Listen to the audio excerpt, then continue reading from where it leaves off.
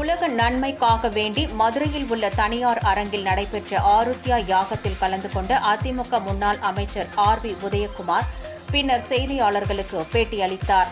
அப்போது 2026ஆம் ஆண்டின் முதல் சட்டப்பேரவை கூட்டத்தொடர் வரும் ஜனவரி 20ஆம் தேதி தொடங்குகிறது எனவும், இந்த கூட்டத்தொடரில் திமுக அரசால் இடைக்கால பட்ஜெட்டை மட்டுமே தாக்கல் செய்ய முடியும் எனவும், 2026-27 நிதி ஆண்டிற்கான முழுமையான நிதிநிலை அறிக்கையை எடப்பாடி பழனிசாமி தலைமையிலான அரசு தாக்கல் செய்யும் எனவும் கூறினார். திமுக ஆட்சியில் சொத்து, குடிநீர், குப்பை என அனைத்து வரிகளும் உயர்த்தப்பட்டுள்ளதாகவும், இதேபோல் மின்சாரம், பத்திரப்பதிவு ஆகியவற்றின் கட்டணங்களும் அதிகரிக்கப்பட்டுள்ளதாகவும் அவர் குறிப்பிட்டார். தமிழகத்தில் சட்டம் ஒழுங்கு இதுவரை காணப்படாத அளவு கேள்விக்குறியாகி உள்ளது எனவும், வீடுகளுக்குள்ளே நுழையும் அளவிற்கு போதைப்பொருள் புழக்கம் அதிகரித்துள்ளதாகவும் குற்றம் சாட்டிய அவர், திமுக அரசு கொடுத்த வாக்குறுதிகள் இதுவரை நிறைவேற்றப்படவில்லை என்றார்.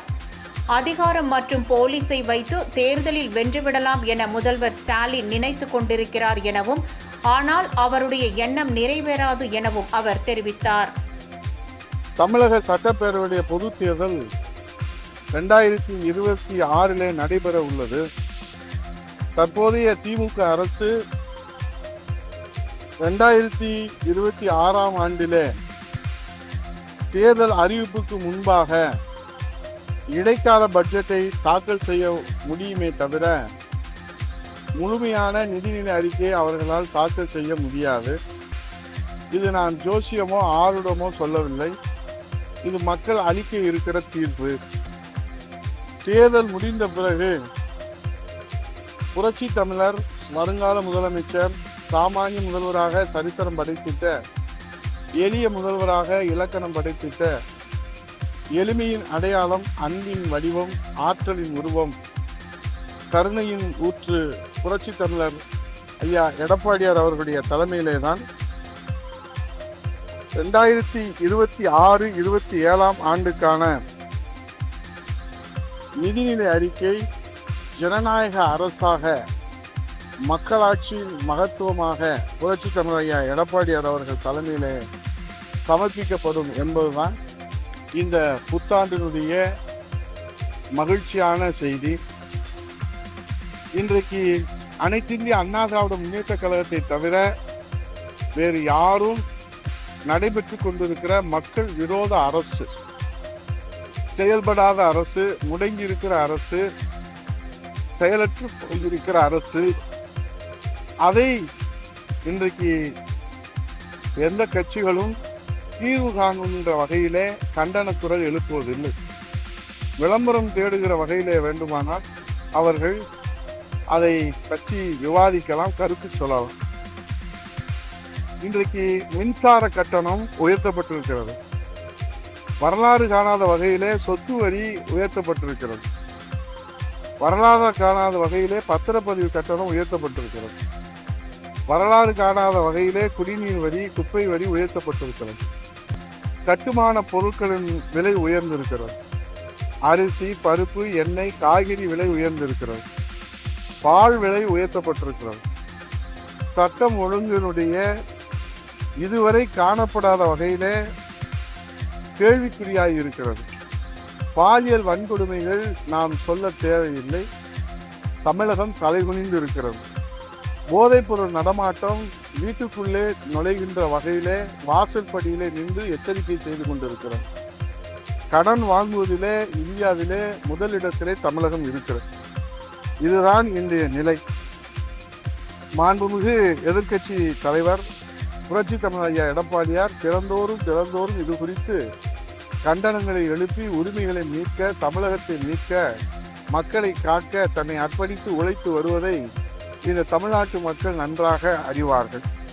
ஆக 5% கூட செய்யல, ஓபன் சேலஞ்ச் விடுறாரு ஸ்டாலின். அதுதான் மாண்புமிகு எதிர்க்கட்சி தலைவர் நேற்றைய தினம் அதற்கு பதிலடி கொடுத்திருக்கிறார்கள். எந்த மாவட்டத்திலிருந்து அவர் சேலஞ்சு கொடுத்தாரோ அந்த மாவட்டத்தை உருவாக்கியது புரட்சி தமிழர் ஐயா எடப்பாடியார் அவர்கள். அந்த மாவட்டத்திற்கு புதிய மருத்துவக் கல்லூரி கொடுத்தது எடப்பாடியார் அவர்கள். 6 புதிய மாவட்டங்களை உருவாக்கினோம். இந்த 4.5 ஆண்டுகளிலே எத்தனை மாவட்டங்கள், எத்தனை கோட்டங்கள், எத்தனை வட்டங்கள் அவர்கள் உருவாக்கினார்கள். இந்த 4.5 ஆண்டு காலத்திலே புரட்சி தமிழர் ஐயா எடப்பாடியோட ஆட்சி காலத்தில் 11 அரசு மருத்துவக் கல்லூரிகளை உருவாக்கினார்கள். எத்தனை மருத்துவக் கல்லூரிகளை திமுக அரசு உருவாக்கியது? அம்மாவுடைய ஆட்சி காலத்திலே 6 மருத்துவக் கல்லூரிகள், 17 மருத்துவக் கல்லூரிகள் உருவாக்கப்பட்டது. திமுக ஆட்சி காலத்தில் எத்தனை மருத்துவக் கல்லூரியை ஸ்டாலின் அவர்கள் இன்றைக்கு தமிழ்நாட்டு மக்களுக்காக கொடுத்தார்? 2000 அம்மா மினி கிளினிக்கை புரட்சி தமிழர் எடப்பாடியார் உருவாக்கினார்கள். எத்தனை கிளினிக்கை இவர்கள் உருவாக்கினார்கள்? குடி மராமத்து திட்டத்தை எடப்பாடியார்கள் கொடுத்தார்கள்.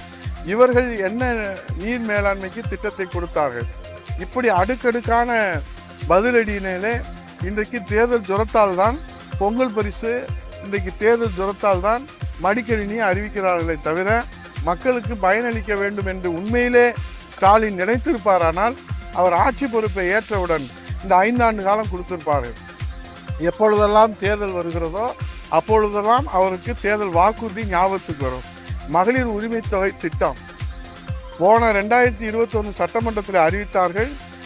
2024 நாடாளுமன்றத்திலே தான் அதை தொடங்கி வைத்தார்கள். இப்போது மீண்டும் சட்டமன்றம் 2026 வருகிற காரணத்தினாலே பயனாளியுடைய எண்ணிக்கையை அதிகப்படுத்தி இருக்கிறார். இதுதான் ஸ்டாலினுடைய மக்களுடைய அக்கறையுள்ள நிலையை இது படம் பிடித்து காட்டியிருக்கிறது. பேசுகிறார்கள். அண்ணாவையும் புரட்சித் தலைவர் பாரத ரத்னா எம்ஜிஆரையும் புரட்சித் தலைவி தமிழகசாமி அம்மா அவர்களையும் தவிர்த்து விட்டு யாருமே அரசியல் செய்ய முடியாது தமிழகத்தில் என்பதற்கு எடுத்துக்காட்டு தான் பிரதான ஆளுங்கட்சியாக இருக்கிற திமுகவில் அங்கே ஆளுமையாக இருப்பவர்கள் அண்ணா திராவிட முன்னேற்ற கழகத்திலே பாடம் படித்தவர்கள், அண்ணா திராவிட முன்னேற்ற கழகத்திலே தாய்ப்பால் குடித்தவர்கள், அண்ணா திராவிட முன்னேற்ற கழகத்திலே அவர்கள் பிறப்பு அவதாரம் எடுத்தவர்கள். அதே போன்று தேமுதிகவில் இன்றைக்கு நீங்கள் எடுத்துக்கொண்டால் அங்கே இருக்கக்கூடிய பண்டொட்டி ராமச்சந்திரன் ஒரு காலத்திலே அதை வழி நடத்தினார். அவர் அண்ணா திராவிட முன்னேற்ற கழகத்தினுடைய ஆளுமையாக தாய்ப்பால் குடித்து அவதாரம் எடுத்தவர். அதே போன்று மறுமலர்ச்சி திராவிட முன்னேற்ற கழகத்திலே கூட இன்றைக்கு சட்டமன்ற உறுப்பினராக இருப்பவர்கள் அண்ணா திராவிட முன்னேற்ற கழகத்திலே பயிற்சி எடுத்து தாய்ப்பால் குடித்தவர்கள் இருக்கிறார். இப்படி தமிழ்நாட்டில் எந்த கட்சியை எடுத்துக்கொண்டீங்கனாலும் அந்த கட்சியில் அண்ணா திராவிட முன்னேற்ற கழகத்துடைய அனுபவத்தை, அந்த பயிற்சியை, அந்த ஆளுமையை பயன்படுத்தி கொண்டுதான் அவர்கள் வந்து கொண்டிருக்கிறார்கள் தவிர அண்ணா திராவிட முன்னேற்ற கழகம் இன்னும் ஆயிரம் கள போராளிகளை, லட்சோப லட்சம் கோடிக்கணக்கான கள போராளிகளை நெஞ்சுரத்தோடு விசுவாசத்தோடு உடம்பிலே கடைசி சொட்டு ரத்தம் இருக்கிறவரை, கடைசி மூச்சு நிற்கிறவரை அண்ணா திராவிட முன்னேற்ற கழகத்தை கட்டி காப்பதற்கும் வழி நடத்துவதற்கும் அண்ணா திராவிட முன்னேற்ற கழகத்திற்காக உழைப்பதற்கும் இன்றைக்கு அனைத்து இந்திய அண்ணா திராவிட முன்னேற்ற கழகத்தினுடைய ஒரே நம்பிக்கை, 8 கோடி தமிழர்களுடைய ஒரே வழிகாட்டியாக இருக்கிற புரட்சி தமிழர் ஐயா எடப்பாடியார் அவர்கள் சுட்டுவிரல் காட்டுகிற திசையிலே எட்டி பாய்ந்து அங்கே தொண்டாற்றுவதற்கும் தயாராக உழைத்து கொண்டிருக்கிறார்கள் என்கிற செய்தி தான் தமிழகத்தினுடைய தலைப்பு செய்தி. மற்ற செய்திகள் எல்லாம் அவரவர்களுடைய இயக்கத்தை, அவர்களுடைய அடையாளங்களை, அவரவருடைய அந்த தேர்தல் களத்தை எதிர்கொள்வதற்காக சொல்லுகிற கருத்துக்களுக்கெல்லாம் நாம் ஒவ்வொன்றுக்கும் பதில் சொல்வது என்பது மக்களுக்கு எந்த விதத்திலும் பயனளிக்காது.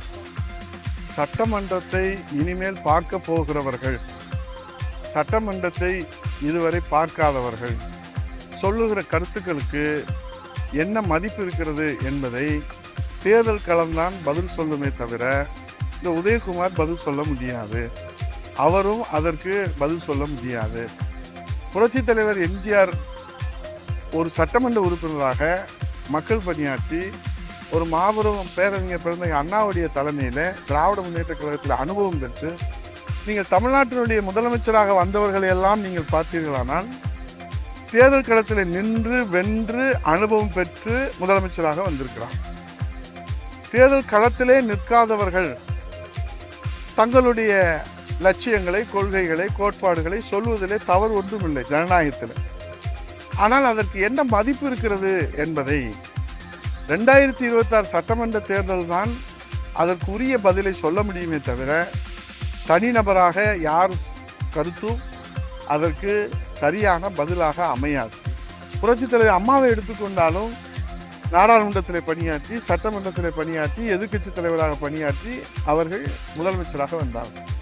புரட்சி தலைவர் மன்னாதி மன்னர் மக்கள் திலகம் எம்ஜிஆர் அவர்களை எடுத்துக்கொண்டாலும் சட்டமன்ற உறுப்பினராக பணியாற்றி ஒரு கட்சிக்கு கொள்கை பரப்பு மாவீரராக பணியாற்றி பல்வேறு அனுபவங்களை பெற்றுதான் அதற்கு பிறகு கட்சியை துவங்கி அதற்கு பிறகு ஆட்சி கட்டிலே அமர்ந்தார். அதே போன்று பேரறிஞர் பெருந்தகை அண்ணா அவர்களும் தொடர்ந்து பல ஆண்டுகள் மக்களுக்கு சேவை செய்து இயக்கத்தை துவங்கி தந்தை பெரியாரை தலைவராக ஏற்றுக்கொண்டு பணியாற்றினார். இப்படி வழி வழியாக முதல்வராக வந்தவர்களை எல்லாம் நீங்கள் ஒப்பிட்டு பார்த்தீர்களானால் சட்டமன்றத்திலே அனுபவம் பெற்றவர்கள்தான் சட்டமன்றத்தை தலைமை தாங்கி வழிநடத்துகிற வாய்ப்பை பெற்றிருக்கிறார்கள் என்பதுதான் இதுவரை தமிழகத்தினுடைய மக்கள் தீர்ப்பாக அமைந்திருக்கிறது என்பதை நான் நினைவு கூறுவதற்கு கடமைப்பட்டிருக்கிறேன்.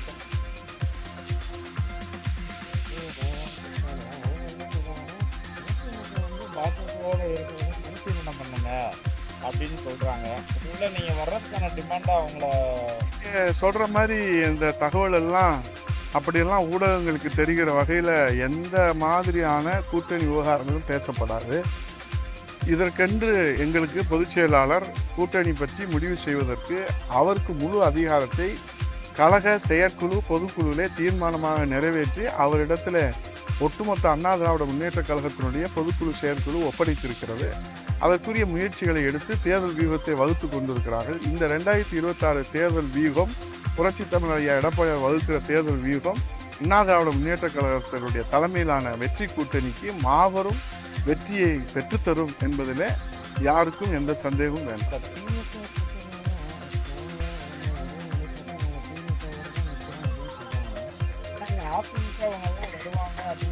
பேசுறவங்க தேமுதிக ஓப்பனா சொல்ல மாட்டாங்க, பாமக அன்புமணி ஓப்பனா சொல்ல மாட்டேங்கிறாரு.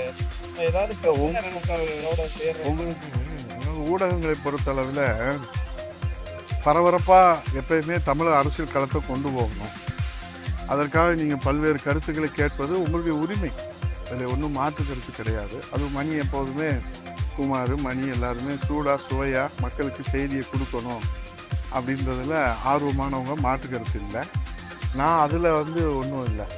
நீங்கள் அண்ணா திராவிட முன்னேற்ற கழகம் இப்போது தேர்தல் களத்தில் முந்தி செல்கிறதா இல்லையா? 175 தொகுதியில் புரட்சி தமிழர் ஐயா எடப்பாடியார் அவர்கள் மக்களை காப்போம் தமிழகத்தை மீட்போம் புரட்சி பயணம் மேற்கொண்டிருக்கிறார். நான் இந்த சவால் விடுறேன், இந்த மதுரை மண்ணிலிருந்து அவர் சென்றதை போன்று அவர் சந்தித்ததை போன்று 1 கோடிக்கு மேற்பட்ட மக்களை தொகுதி வாரியாக நேரில் சந்தித்திருக்கிறார். ஏறத்தாழ 12,000 கிலோமீட்டர் சாலை மார்க்கமாக பயணம் செய்திருக்கிறார். தேர்தல் அரசியலிலே எந்த தலைவர் எந்த கட்சி தலைவர் புரட்சி தமிழரை போல 1 கோடிக்கு மேற்பட்ட மக்களை சந்தித்து 12,000 கிலோமீட்டருக்கு மேலே நேரிலே பயணம் செய்து சாலை மார்க்கமாக பயணம் செய்து 175 சட்டமன்ற தொகுதியில் இன்றைக்கு 2வது கட்டமாக திருத்தணியிலிருந்து புரட்சி தமிழர் ஐயா எடப்பாடியுடைய புரட்சி பயணம் எழுச்சி பயணம் வெற்றி பயணமாக தொடங்குகிறோம். ஆக 234 நான் சவால் விட்டு சொல்லுகிறேன், எந்த தலைவராலும் 234 சட்டமன்ற தொகுதிகளிலும் புரட்சி தலைவர் வருங்கால முதலமைச்சர் எடப்பாடியாரை போல தொகுதி வாரியாக மக்களை சந்தித்து இந்த ஆட்சியினுடைய அவலங்களை எடுத்து சொன்ன ஒரே தலைவர், சட்டமன்றத்தில் முதலமைச்சராக 2026 அமர்ந்து மக்கள் சேவை செய்வதற்கு மக்கள் தீர்ப்பளிக்கிற தலைவர் எடப்பாடியார். ஆகவே இன்னைக்கு விருப்ப மனு முதல் கட்சியாக அண்ணா திராவிட முன்னேற்ற கழகம் அறிவிச்சிருக்கோம். தேர்தல் உடைய அறிக்கை குழு, தேர்தல் வாக்குறுதி அறிக்கை குழு அறிவிச்சிருக்கிறாங்க. தேர்தல் களத்தில் முந்தி சென்று கொண்டிருக்கிறது. ஆகவே இதையெல்லாம் நீங்கள் ஊடகங்கள் வெளிச்சம் போட்டு காட்ட வேண்டியது, ஒரு பிரதான எதிர்க்கட்சிக்கு ஆதரவு தர வேண்டியது, அவர்களுடைய செயல்பாடுகளை, அவர்களுடைய நடவடிக்கைகளை, அவருடைய மக்கள் பணியை, அவருடைய மக்கள் தொண்டை, மக்கள் சந்திப்பை நீங்கள் மக்களிடத்தில் வெளிச்சம் போட்டு காட்ட வேண்டியது அது ஒரு தர்மம். அது பத்திரிகை துறையினுடைய தர்மம். அதை நீங்கள் முன்னெடுத்து செல்ல வேண்டும் என்பதை இந்த 2026 சட்டமன்ற தேர்தலுடைய வேண்டுகோளாகவே நான் உங்களிடத்தில் வைக்கிறேன்.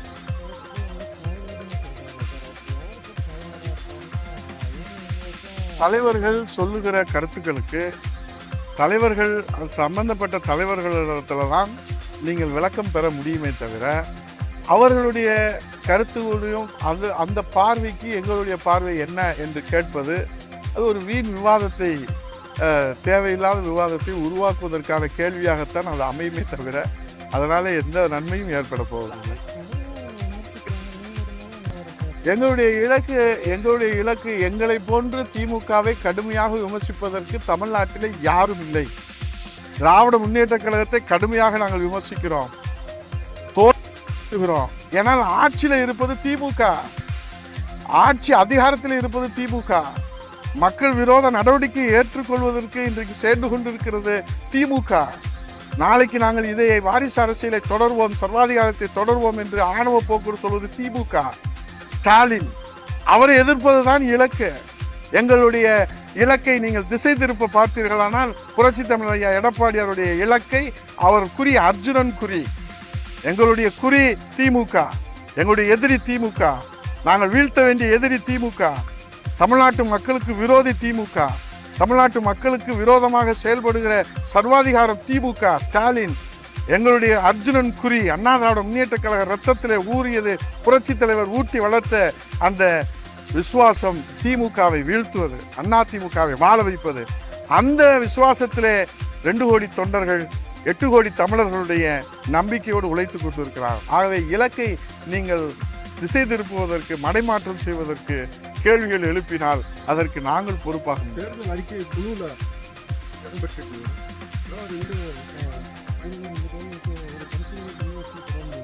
மக்களுக்கு புரட்சி தமிழர் ஐயா எடப்பாடியார் அவர்கள் தேர்தல் அறிக்கை எப்பொழுதுமே நிறைவேற்றக்கூடியதாக, தேர்தல் அறிக்கை எப்பொழுதுமே பீசிபிலிட்டி நிறைவேற்றக்கூடியதாக. இப்போது 525 வாக்குறுதிகள் 2026-21 கொடுத்து இப்போ 26 அது பெண்டிங்கில் இருக்கு. அதையுமே இதில் சேர்ப்பாங்களான்னு தெரியாது திமுக. ஆனால் அண்ணா திராவிட முன்னேற்ற கழகத்தை பொறுத்தளவில் புரட்சி தலைவி அம்மா ஆட்சி காலத்திலும் சரி, புரட்சி தலைமையினர் ஐயா எடப்பாடியோட ஆட்சி காலத்திலும் சரி, நிறைவேற்றக்கூடிய மக்களுக்கு பயனளிக்கக்கூடிய திட்டங்களை, மக்களுக்கான வளர்ச்சி திட்டங்களை அடித்தளமாக வைத்து, தமிழ்நாட்டுடைய வளர்ச்சிக்கு அடித்தளமாக வைத்துத்தான் திட்டங்களை இதுவரை கொடுத்திருக்கிறார்கள். அதனுடைய வழிகாட்டுதலே தான், புரட்சி தமிழர் ஐயா எடப்பாடியோட வழிகாட்டுதலே தான் அந்த தேர்தல் அறிக்கை, அந்த உறுதிமொழிகள் அமையும்.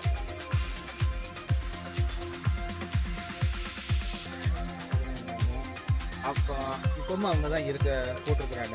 நான் கடந்த முறை அவங்க சொன்னதெல்லாம் நிறைவேற்றிட்டாங்களா? செய்யவே இல்லை. அதனால தான் நான் கேட்குறேன், ஒரு 10-15% நிறைவேற்றிருக்கிறாங்கன்னா 525 எனக்கு தெரிஞ்சு ஏறத்தாழ ஒரு லேமேனா, ஒரு காமன் மேனா ஒரு 350 கிட்ட நிலுவையில் இருக்குது. நான் என்ன கேட்குறேன்னா, இந்த 350 நிலுவையில் இருக்கக்கூடிய 2021 சட்டமன்ற தேர்தல் வாக்குறுதிகளை இந்த 2026 தொடருமா என்பதுதான் தமிழ்நாட்டு மக்களுடைய கேள்வி. மிக உறுதியாக, வலிமையாக வெற்றி கூட்டணிக்கான வியூகம் வகுத்து வெற்றியை தமிழ்நாட்டு மக்களுக்கு இன்றைக்கு பரிசாக கொடுப்பதற்கு தமிழ்நாட்டு மக்களின் நம்பிக்கை பெற்ற கூட்டணியாக அமைந்திருக்கு. சார், ஓபிஎஸ்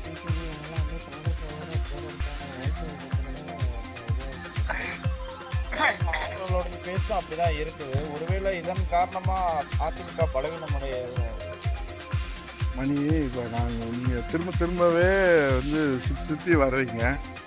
அதான் சொல்கிறேன்ல, அவங்க கட்சியை வழி நடத்துறவங்களுக்கு அவங்களுக்குரிய வாய்ப்புகளை அவங்க யோசித்து தான் ஒரு முடிவு அறிவிப்பாங்க.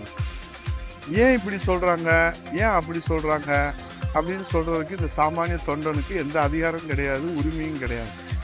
அவங்களுடைய விருப்பம் அதை வெளியிடுறாங்க, கருத்துக்களாக வெளியிடுறாங்க.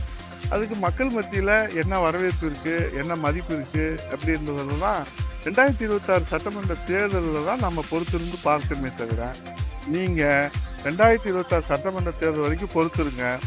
அனைத்து இந்திய அண்ணா திராவிட முன்னேற்ற கழகம் மீண்டும் அம்மாவுடைய ஆட்சியை, மக்களாட்சியை, ஏழைகளின் ஆட்சியை, இரட்டையருடைய ஆட்சியை புரட்சி தமிழர் ஐயா எடப்பாடியாருடைய தலைமையில் அமைத்து முதலமைச்சராக 2026 மக்கள் சேவை செய்கிற வாய்ப்பை எடப்பாடியார் அவர்களுக்கு, சாமானியருக்கு, எளியவருக்கு, பண்பாளருக்கு, கருணை உள்ள உண்டவருக்கு, ஏமாற்ற தெரியாதவருக்கு, விளம்பரத்தை தேடாதவருக்கு, உழைப்பதை மட்டும் தெரிந்தவருக்கு, கருணை உள்ளம் கொண்டவருக்கு இந்த தமிழ்நாட்டு மக்கள் முதலமைச்சர் பதவியை பரிசாக அளிப்பதற்கு தயாராகிவிட்டார்கள்.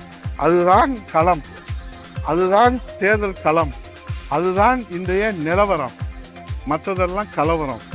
இந்த நிலவரத்தை நாங்கள் மக்களோடு இருக்கிற காரணத்தினாலே, மக்களுடைய அறிந்த காரணத்தினாலே, நாடிப்பிடிப்பு அறிந்த காரணத்தினாலே உண்மையை சொல்லுகிறோம், உறுதியாக சொல்லுகிறோம். அதுதான் நடக்கும் என்பதை நம்பிக்கையோடு சொல்லுகிறோம். சார், இப்படியெல்லாம் கூட ஒரு செய்தி வந்துச்சு. ஓபிஎஸ் டிடிவியே அதிமுக பாஜக கூட்டணி இணைக்கிறதுக்கான இதெல்லாம் கூட வந்துருச்சு, சம்மதம் ஆயிடுச்சு அப்படின்லாம் கூட பேசுறாங்க. அதாவது திமுகவை, மக்கள் விரோத திமுகவை, தீய சக்தி திமுகவை, சர்வாதிகார திமுகவை, ஆணவ திமுகவை வீழ்த்துவதற்கு இந்த தேர்தல் களத்திலே அவர்களை தோல்வியடைய செய்வதற்கு மக்கள் நலனை முன்னிறுத்தி இன்றைக்கு புரட்சி தமிழ் ஐயா எடப்பாடியார் அவர்கள் தலைமையிலான மிக வலிமையான கூட்டணி என்டிஏல அமைக்கப்பட்டிருக்கிறது.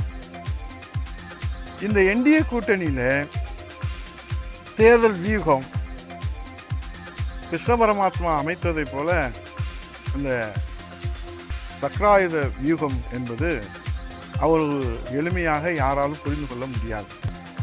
ஆனால் எதிரியை அது வீழ்த்தும். அந்த எண்ணத்தில், உண்மையான எண்ணத்தில், தூய்மையான எண்ணத்தில், உறுதியான எண்ணத்தில், வெளிப்படையான எண்ணத்தில் வாருங்கள் என்று கழகத்தினுடைய நிரந்தர பொதுச் செயலாளர், பொதுக்குழுவிலே செயற்குழுவிலே அதிகாரம் ஒப்படைக்கப்பட்ட புரட்சி தமிழ் எடப்பாடி அவருடைய அழைப்பு கொடுத்திருக்கிறார். ஒத்த கருத்துடைய புரட்சி தமிழ் எடப்பாடியார் அவர்கள் அழைப்பு கொடுத்ததற்கு பிறகு யார் அழைப்பு கொடுக்க வேண்டும் என்று யாரும் தயங்க தேவையில்லை. ஆகவே புரட்சி தமிழ் எடப்பாடியார் அவர்கள் திமுகவை வீழ்த்துவதற்கு ஒத்த கருத்துடைய கட்சிகள் எல்லாம் தாராளமாக வரலாம் என்று அவர்கள் வெளிப்படையாக பத்திரிகையாளர் சந்திப்பில் கொடுத்திருக்கிற அழைப்பு தான் அண்ணா திராவிட முன்னேற்ற கழகத்துடைய நிலைப்பாடு. இதில் நீங்கள் புரிந்தவர்களுக்கு, அதற்குரிய தேவையானவர்களுக்கும், அதற்குரிய வழிகாட்டுதல் கிடைப்பவர்களுக்கும் இந்த அழைப்பு நிச்சயமாக உரிய செய்தியை சொல்லியிருக்கும்.